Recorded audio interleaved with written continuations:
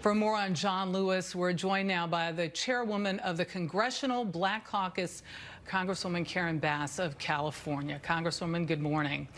John Lewis's passing marks the end of an era, the last of the big six leaders who planned the March on Washington. He wasn't just a civil rights icon, but a multi-generational leader and legend. How do you begin to describe his legacy?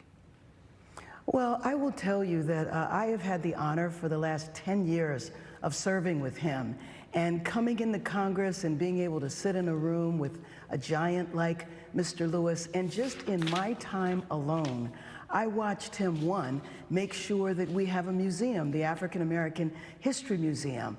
I watched him build a monument to the enslaved Americans that built the Capitol.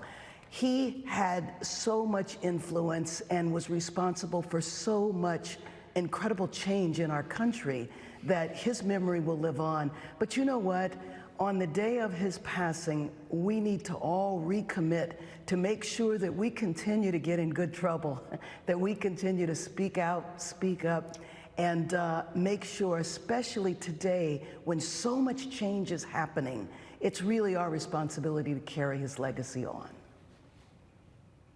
Now, I wonder what he personally taught you about how to affect change in Washington. I think what he taught me more than anything was patience, his calm demeanor, the fact that everyone in the House, Democrats, Republicans, everyone respected him. I remember one time when one of my colleagues on the other side of the aisle introduced an amendment that was going to cut funding around voting rights, around enforcement of voting rights.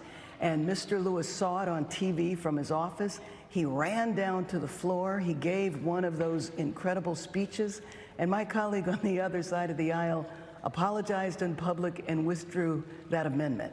That was the power that he had in the House of Representatives. And I had the honor on the 50th anniversary to walk across that bridge.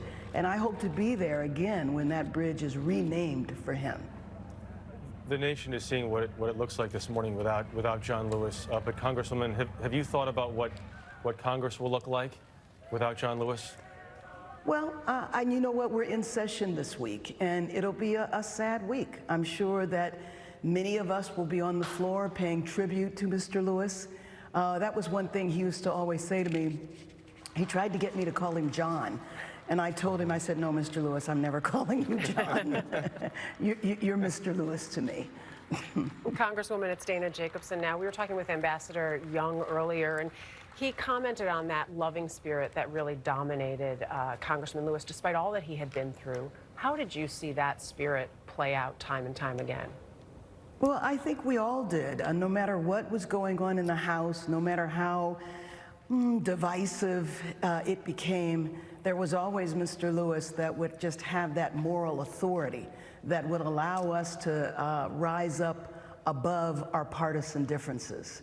And I think that's part of his legacy. I think he taught us how you should go about creating change when you have differences.